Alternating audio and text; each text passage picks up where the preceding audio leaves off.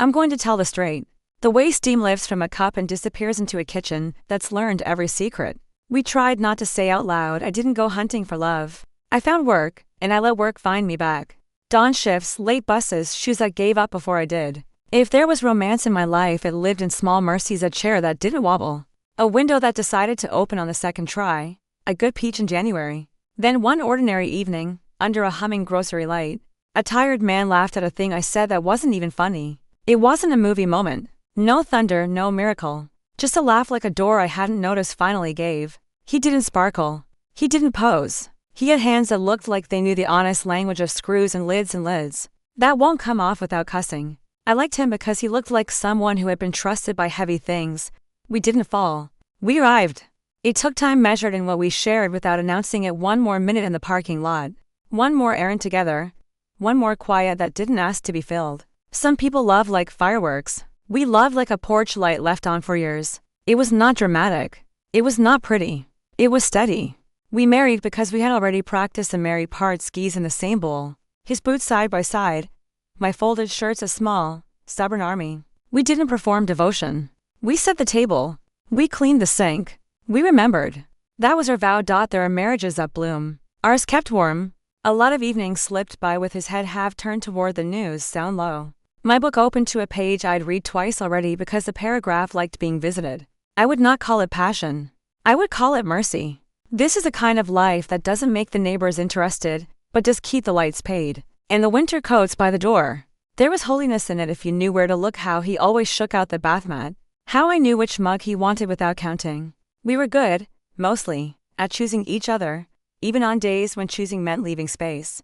The crack didn't sound like a crack. It sounded like a name he tucked into a sentence the way a loose thread hides in a cuff. You only notice it if you're sewing. She's just a friend, he said the first time, like an apology someone else owed. I nodded because nodding holds a house together. It didn't sound like cheating. It sounded like a person who liked his job and the people and the place his job lived. But I kept the thread between two fingers in my mind. I didn't pull. Once you pull, the fabric tells on itself. There were more evenings he finished paperwork. Not late is a kind of confession. Just long enough that rice sticks to the pot if you misjudge the flame. He came home with the particular softness of someone recently seen. I didn't know her face, but I knew he'd been reflected in eyes that weren't mine. I told myself trust is not a reward you give a man who behaves. Trust is a decision you make about who you are. So I decided. My mouth smiled. My hand scooped dinner. My heart learned how to be polite to itself. Phones glow in the dark like secrets that learned electricity. One night I woke to that small blue square on his nightstand and half his face bright with a youth. We could borrow but not afford. He turned the screen over, embarrassed in the decent way. He said her name again, slow, careful, friendly. Just a friend, he said. And I believed him for the simple reason that believing is easier than moving furniture in your head. At 2 a.m. we kept going. You can make a house out of routine. You can mistake routine for love if you're careful and tired. He mowed on Saturdays. I made cornbread sometimes the way his mother did. And we ate over the stove because plates felt formal for the kind of hunger we had. The winters stacked themselves like folded blankets. The summers grew tomatoes if I begged them to. We knew where the good towels were, and where we kept the less honest ones for guests. I watched other people's romance from a distance and did not covet it. Jealousy is a seed that needs water. I only had enough to keep us alive. Illness arrived the way bad weather does. Already halfway in the room by the time you decide whether to close the window. The doctor's mouth made a shape I will not describe. My husband straightened like he could convince a sentence to choose another man. If he sat correctly. We drove home through a city that looked like ours but quieter. We placed our fear on the table and ate around it. I learned a new alphabet: appointments, pills with names longer than the mornings, numbers you call when the night starts making sounds that aren't there. He tried to be brave in the man way, which is the woman way turned inside out. I didn't tell him he didn't have to be. Let a person have whatever armor they forge, even if it's paper. There was a day he asked me to open the top left drawer of his desk. He had always kept that drawer for batteries that worked until the second you needed them. Inside was a letter with my name in the handwriting he used for checks and Christmas tags. He lifted his eyebrows, not yet, so I closed the drawer. I made soup. He slept. I counted the spaces between his breaths and called it prayer because I needed a word. Asterisk: when a man is dying, the house forgets which room to be. The kitchen tries to be a chapel. The bedroom tries to be a hospital. The hallway attempts to become a river carrying everyone where they're going with less effort than it takes to lift a foot. Neighbors brought food and foil. I said thank you like a profession. He watched half the movie we loved when love was still something we could name without spitting. The credits rolled without our permission. There is a kind of silence that is natural, and a kind that is manufactured by machines you unplug. We met both. He died while the late news hummed about a storm in another county. A polite reminder that weather obeys no home. A nurse put her hand on my shoulder the way you put a bookend on the last book, just to keep everything from tipping. I walked out under a parking lot sky that had no business being that clear, and thought about how many people were sleeping without knowing the world had changed. I went home to an undrunk glass of water.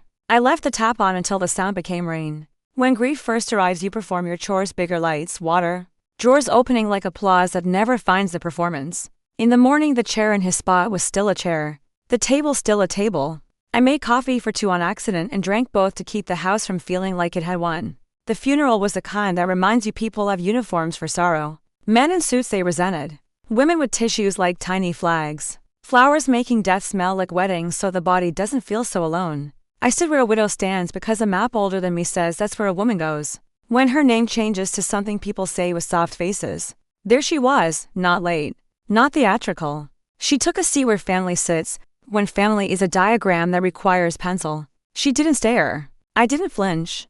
Grief introduces everyone without asking how they know each other. After the service, she stood in the aisle's throat and waited the way you wait for traffic to decide you may live. "I'm sorry for your loss," she said.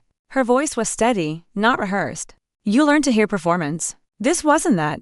I nodded because words were expensive and I needed to save some for later. For once in our shared existence, we chose the same economy. The next day I opened the drawer. The letter was short enough to fit in a pocket, heavy enough to fall through a floor. He rolled like a man borrowing time. He said he was a coward. He said he loved our life for being the life we could keep. He said he loved her for a feeling that made him believe he hadn't used up all his beginnings. He didn't defend it. He didn't confess with poetry. He wrote her name, and he wrote mine, and he did not put them on opposite sides of a scale. He asked, if asking is a word, for the mercy of a house that might remember the man who built a porch light in a habit. I didn't forgive him that day. Forgiveness is not a switch. It's weather. You notice it after it changes. I put the letter back in the drawer because it had work to do before it was finished being a letter. I put on my shoes. I went to the park where we had pretended to be people who walk. The bench knew our weight like a tailor. I sat until the air turned evening. She came the way a song comes from another room present before the singer wants to admit it. She sat 3 benches away and folded her hands like you do when you're trying to keep something from falling out of you. I stood because the bench couldn't help me anymore and walked toward her because the distance felt dishonest. "May I?" asked. She nodded without ceremony. We watched boys argue with flat rocks and water. You can learn a lot about men by watching boys explain physics to a lake. "He wrote me a letter," I said. She closed her eyes like entering a wave. "He didn't write me one," she answered. Which is the kind of truth that doesn't ask for pity and therefore earns it. We let the silence do the math. "I won't take your story from you," I said. "I won't look for a version with me as a hero." She looked at the pond the way a person looks at a mirror on a day they can't manage their face. "He loved me," she said. In the small bright way a person loves what reminds them they're not finished. I nodded. "He loved me," I said. In the way a person loves the thing that proves they can keep a promise. Both were true. Truth is large enough to hold 2 chairs if you scoot them close. We did not exchange details. Details are for crime shows and gossip. We were not solving him. We were cataloging ourselves. When it was time to leave, she stood first and didn't offer a hug because kindness is sometimes the shape of what you don't ask. I stayed and counted 3 breaths because I didn't trust my legs to keep my dignity. If I made them move too soon. On the way home I bought milk and oranges because the body insists on being a body even on days you feel like a ghost. Grief taught my house a new language. The hallway hummed differently. The fridge coughed like an old man. The wind took to talking through the eaves. I hung wind chimes though I had always considered them nosy. I needed to know where the breeze was when I wasn't looking. I put his keys in a drawer I wasn't using for anything else. Because some objects deserve to retire with ceremony. I learned the names of plants that don't give up even when the soil remembers drought. I ate over the sink because chairs felt like audiences. Sometimes I sat and let the tea go cold just to practice losing something small on purpose. A month later a package arrived with a hospital return address and a notebook inside. He had written fragments the way people do when they finally believe a paper can hear them, half a recipe taped in his mother's hand. A bridge he wanted to drive again. A list of tools that went missing because the wrong drawer started collecting them. Her name appeared like the weather now and then in margins, not ashamed, not triumphant. I put that notebook between the Bible we opened for funerals. And the photo album we opened for birthdays because that's where it belonged. Between the holy and the ordinary, she wrote me a letter in a plain envelope with no return name. Only a street I'd already met. She apologized without dressing it up. She said she did not know the right person to tell sorry to and suspected there wasn't one. She said it kept him believing in calm. She said she mistook calm for emptiness because she had never lived in a house where quiet wasn't punishment. She said she would not call. She said my name the way you say a town you're rested in on a long drive. I folded the page and put it with the notebook. Mercy doesn't erase. It files. Life kept being itself. I went back to work sometimes because the body likes earning what it spends. I laughed with a woman in line about the price of tomatoes. Because the earth is always staging a private war with the people who eat from it. I changed the good sheets on a Tuesday because grief had been sleeping in them. And I wanted the guest room to smell like a room again. I fixed the wobbly chair with a matchbook under the leg. And pretended he would have approved of the method. Small competence is a kind of prayer. We had a son who lives 3 states away with people who call me on birthdays and Christmas. But not often enough to carry the weight of the weather. He came down, late of course, with a face already braced for my sadness. He looked around the house like it had grown teeth. "You okay, Ma?" he asked, a question men inherit. "I'm feeding myself," I said. "That's the first religion." He opened the drawer without asking. He found the letter because letters radiate. He read it and sat down and didn't look at me for a long time. "I don't know what to say," he said finally. "Then don't," I answered. "Just be here and cut the lemons for the tea." He cut to thick. I let him. We don't need everything to be right when we're trying to be real. I went to church again after a season of forgetting how to show up. I didn't go for answers. I went for the sound of people deciding together. The preacher said a thing about forgiveness that was to need to survive the parking lot. But the choir sang a note that stood up the hair on my arms. And that was enough to call it worth the walk. She was there, back pew. Hat like a shield lowered, hands unadorned. We did not nod. Respect sometimes looks like not intruding even with your eyes. One night I took down the good pan and made cornbread the old way. Bacon grease and stubborn batter. And the smell put our whole marriage back in the room.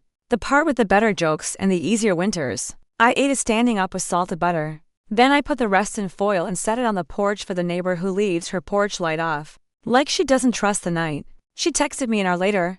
"Lord, that's church," I said, "Amen." Because sometimes that's the smartest sentence. Time widened. The pain thinned. It never left, but it obeyed. I watered the plant that pretends it's dying when it just wants attention. I fixed the clock that refused to admit we were in a different hour. I slept better the week I moved the bed 2 inches and suddenly the window remembered how to be a friend. I took the bus once for no reason other than to ride with other people's errands. And here a city talked to itself. The driver had a laugh like my husband's before the illness surprised in private. I smiled into my coat and didn't call it fate. If you came to my door tonight and asked how I am, I would hand you a glass of water first. I would show you the drawer if you asked and let you touch the keys. Because talismans work best in company. I would tell you love is not a courtroom. We did not win or lose. We lived and then we didn't. And in the middle there were meals and arguments about nothing and a woman whose name I can say. Without choking. Was he wrong? Yes. Was I perfect? No. Is there a version where any of us gets out without paying full price? Not in this town. Sometimes I pass the building where he worked and look up at the windows that don't care who stood behind them. I imagine him there, at a desk that's already someone else's, laughing that small laugh. Holding a paper like it explains anything. I imagine her walking down a hall after hours, lights half off, the way an office grieves. I bless them both in a language that does not show up on paper. Blessing is the one generosity that doesn't bankrupt me. I keep the wind chimes because I like knowing when the day remembers me. I keep his toolbox so I only use the hammer, and the good screwdriver, and the tape measure that lies. I keep his name, and I say it out loud when I water the tomatoes that refuse to quit. I keep myself most of all, which is to say I lost nothing I can't live without. Not because I am strong, but because I learned to be precise about which emptiness belongs to me. He told me she was just a friend. Maybe she was for the part of him that died last. I was a place the rest of him could sit when no one needed him to pretend. At the funeral I learned a truth that didn't break me. It only corrected me. The world is big enough to hold our wrongs without splitting. My house is small enough to hold my quiet without echoing. If you are waiting for the part where I rage, I won't. Fire makes more work in the morning. I'll sweep. I'll open the window. I'll eat what I make. I'll answer the phone if it's my son and let it ring if it's a neighbor who wants to talk about a thing already decided. I'll keep the letter where it lives and move the chair again if I need to, and wear the sweater that still smells like the detergent we agreed on. I'll walk to the store and buy peaches I don't need and forgive the fruit for not being as sweet as the memory of it. The porch light is on. It has been on all this time. It will stay on for me now. If I'm lucky, someone will pass by and think, there lives a woman who can sit with what is real and not ask it to be kind. And if no one passes, that's fine. I will sit anyway and let the night introduce itself. And I will not apologize for knowing my own name in the dark. The days didn't get easier. They just got familiar again. Grief isn't a storm. Storms end. Grief is weather. It changes, but it never leaves the sky entirely. Some mornings I woke up before the sun, because the house still expected me to make coffee for two. I measured the grounds to heavy the first few weeks. I drank it anyway. Bitter taste, honest when life does too. I took his shirts from the closet one at a time. Not to keep. Not to throw away. Just to hold, to let my hands remember their shape, then fold them small and plain. I gave most to the church. The old women there touched the fabric gently like the cotton carried memory. Like sorrow could be laundered out on gentle cycle. One shirt I kept. Not the nicest. Not the newest. A soft old work shirt with a tear in the sleeve where a nail bit him back in the year. We tried to build that shed we both knew was going to lean no matter what. I keep that shirt in the drawer with the keys. Not to smell it. Not to look at it. Just to know that memory can live folded, not spread out like a map I have to keep tracing. Life is made of corners, not centerpieces. Neighbors came by less. They assume grief fades on schedule. They think casseroles expire the same day sorrow does. I didn't blame them. Grief makes people uncomfortable. It reminds them they are breakable too. Some afternoons I'd sit on the porch and watch the street. No reason. Just because moving on is too big a phrase and being still felt truer. Children rode bikes crooked. Hoods up like they were training to be invisible. The mailman waved the way men wave when their hands belong to the job. Dogs barked at nothing, which I understood. A house learns to breathe without you asking it to, but it waits to see if you'll match its rhythm one evening. Near the end of the first summer without him, I took myself to the grocery store. All Peaches again. The new boy who worked there didn't know me. He bagged my fruit fast, like life moves fast when you haven't had to bury anything yet. He said, "Have a good night." He didn't mean it. He meant next, but it didn't hurt. Because sometimes being unseen is softer than being remembered. I started talking to God again. Not in church language. Not in kneeling. Just in the way you talk to someone who has seen you without your face on. Sometimes I talked out loud while washing dishes. Sometimes I talked by choosing the slower road home. Sometimes I talked by sitting still and letting silence answer. God didn't reply. I stopped expecting replies a long time ago. But he listened. And sometimes being listened to is enough to hold a person upright. I saw her once more. The other woman. It wasn't planned.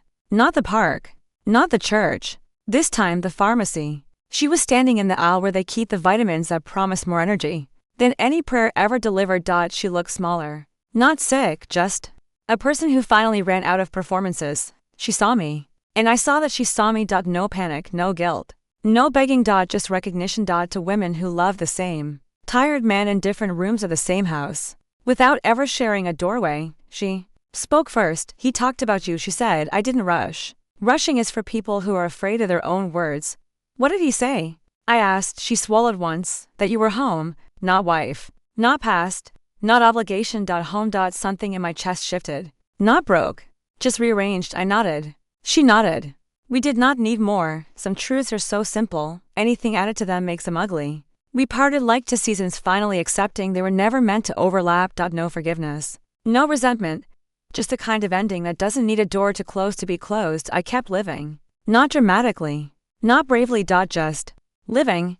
I learned the sound of my feet on the floor alone. I learned the weight of one plate instead of two. I learned that laughter comes back slowly. Like a shy animal. It returned one morning when I spilled coffee on the floor and cursed at the mug like it personally betrayed me. The absurdity of yelling at a cup made me laugh so hard I had to lean on the counter just to stay standing. Grief made space for air that day. I didn't think it, but I noticed. I tell this story because people think heartbreak is loud. They think betrayal is sharp. They think grief is dramatic. But the truth is quieter. Grief sits with you while you fold towels. Betrayal hums inside the old refrigerator motor. Heartbreak is the sound of a spoon in a mug at night, when nobody is watching. Love doesn't always end when the person does. It ends when the story finishes telling itself, and ours has finished. Not with rage. Not with triumph. Just with a woman sitting on a porch with wind chimes and peach pits in the kitchen trash. And a quiet she finally knows how to speak to. If you're listening. If your chest feels heavy right now. If your house has too many chairs. If the silence presses instead of resting, let me say this gently, you are not unfinished. You are not the leftover of someone else's story, you are the home. And now, you get to choose who walks through your door. The first winter without him came early. Not by temperature. The weather was mild that year. Like the sky was trying to be gentle. But by the way the nights stretched themselves long across the house. Evening began at the kitchen sink and didn't end until I found myself standing in the hallway unsure whether I had walked there or simply drifted.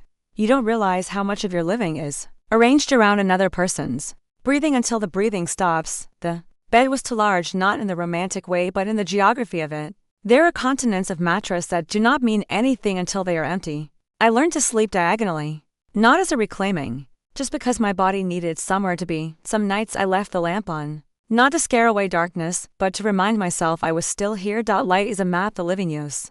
The house also learned new noises. The floor creaked in spots that never spoke before. The fridge began a little knock in the back of its motor.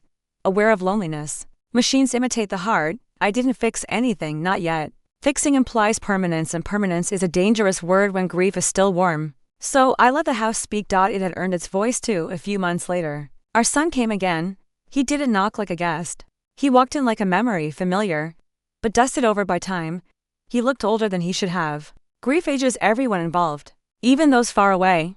He stood in the kitchen doorway, like he was 13 again, waiting for permission to ask if we had snacks. Men return to boys when sorrow sits in front of them. Ma, he said. And that was enough. We didn't hug quickly. Quick hugs are for apologies in airports. We hug slow. Slow means I know what we both lost. Slow means I am here. We didn't talk about his father. We talked about the tomatoes in the backyard that were growing stubborn because they didn't know they were supposed to give up. We talked about weather. Weather is how people say I love you, and I don't know how to begin with the real sentence yet.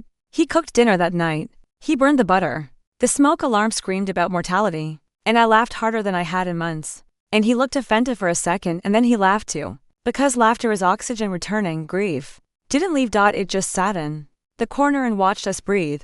One evening, after he'd gone back home, I found myself walking through the quiet hallway and touching the walls with the tips of my fingers. Not searching for him. Just remembering the outline of the life we had. There is a difference. Memory is not longing. Longing reaches. Memory just recognizes. I opened the window in the living room. Cold air came in like a truth that does not apologize. Wind chimes murmured, not singing, just acknowledging presence. I made tea. Sat with it. Didn't drink it. Some moments don't need action. They only need permission to exist. Spring arrived like forgiveness, not loud, not blooming, just a soft thaw. Grass returned its color. Birds argued with the morning again. The mailbox filled with ordinary mail instead of condolences, and I began to take small walks. Not far. Just to the edge of the block and back. The kind of distance that reminds the body it still knows how to move forward. I saw the couple from down the street. The ones who argue too loudly and love each other too sharply, and I smiled. Young love breaks plates. Old love folds laundry. There was room in the world for both. I started reading again. Not love stories. Not self-help. Books where the writers simply notice things. The way trees lean. The way women sit alone in diners with their hands around warm cups. The way time collects under the eyes like shadows that refuse to leave the room. I liked that kind of noticing. It made me feel less alone in the world of quiet things. One late afternoon, I drove to the lake. Not the big one. The small one where the water doesn't try to be more than it is. There was a bench. Not ours, just a bench. I sat. And the sound of the water was the same sound marriages make when they are tired but still holding. Soft, persistent, without explanation. I didn't cry. I didn't talk to the sky. I didn't rehearse forgiveness. I just breathed. Slow. Steady. Like someone who has lived through a thunderstorm and now knows how to trust the quiet. And this is when I realized something I had never said out loud. I was not broken. I was simply changed. Love does not disappear when it ends. It rearranges. It becomes part of the house you now know how to live in. Grief does not ask you to forget. It asks you to understand, and I do. I understand now. We loved each other the way tired people love. Gently. Incomplete, with the best parts of ourselves buried under work and habit. She loved him too. In a different room of his life, love does not always choose the right shape. Sometimes it spills, and I am not here to mop it up. I am here to walk barefoot across the floor and feel the cool of it. Alive. Still here. Still mine. Asterisk. Summer came without asking permission, the kind of summer that doesn't show off. No heat waves, no sudden storms, just warm mornings that open themselves slowly. Like old friends who do not need to rush their greeting. I started leaving the back door open while I cooked. The screen door let in air. Birds, distant children. And the kind of life you only notice when you've gone without it. The house didn't feel like a shrine anymore. It felt like a place where someone lived. Someone breathing. Someone choosing. That someone was me. I planted herbs in a clay pot by the window. Not because I needed them. Because I wanted to watch something grow on purpose. There's a difference between things that stay alive by habit and things that live. Because you said so. The basil came in. First, stubborn, alive without needing approval.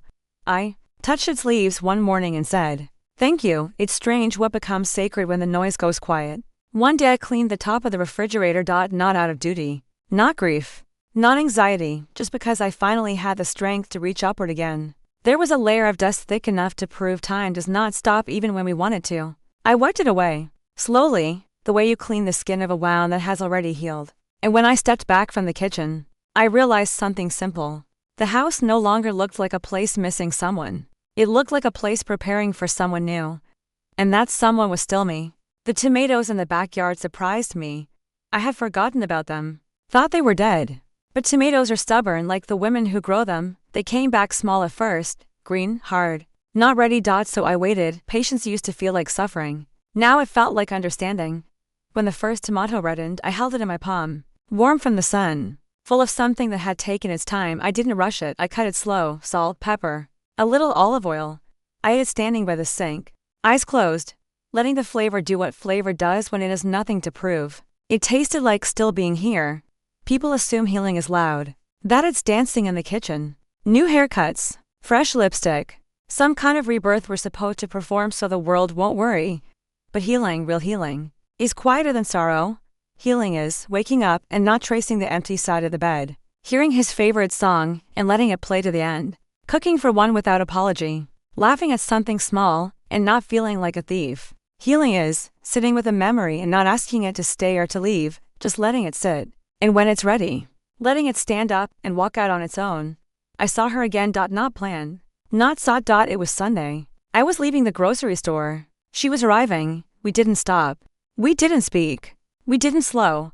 But we looked at each other with a recognition that did not wound. Not enemies. Not rivals. Not even reflections, just two women who learned love in the same language from the same man but read different chapters. She nodded. Once, soft, respectful, human. I nodded back, and that was the most honest ending we were ever going to have. No ceremony. No forgiveness speech. No tearing of letters or burning of photographs. Just two lives walking forward on different sidewalks in the same warm air. One evening, late summer, when the cicadas were speaking in their electric chorus, I sat on the porch with the wind chimes and a glass of water and the house humming gently around me. The kind of evening where nothing demands anything, where no one needs saving, where who you were and who you are finally stop arguing. I leaned back and let the quiet settle into my bones. And for the first time, I realized I wasn't waiting anymore. Not for him, not for her, not for closure, not for understanding. The story had already ended. I had simply remained alive. In life, when you finally let it, knows what to do next.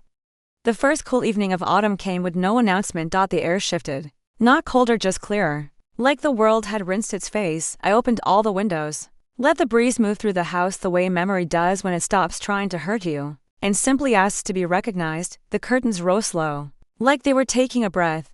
And I realized I was breathing to not shallow. Not braced. Just breathing. Like a person. I decided to rearrange the living room, not to erase anything, but to live again. I moved the armchair closer to the window where the light falls in the late afternoon in that forgiving golden shape. I folded the quilt he always liked and placed it on the back of the chair. Not as a shrine, not as a wound, just as something warm that belonged. Grief had stopped being a visitor. It had become furniture, something that stays but doesn't take the whole room anymore. I could sit beside it without conversation. We had learned to coexist. One morning, I found myself humming, not a song I knew, just a tune that came from a place inside the body where memory and peace overlap. I didn't stop myself, didn't examine it. Just let it be. When you start humming, it means the heart has remembered a soft corner of itself, one you thought had gone quiet forever. Our son called more often, not out of concern, out of understanding. He didn't ask how I was. He asked what I cooked, what the weather was like, if the tomatoes were still behaving. That's how love talks when it's trying to stay steady. One day he said, "I remember the way you just sat on the porch together. You didn't even talk, just sat. I used to think it meant you were bored." I smiled. It meant we didn't need to prove anything. I said. He was quiet. Then, I want that kind of peace someday. Then don't rush love, I said. And don't worship it either.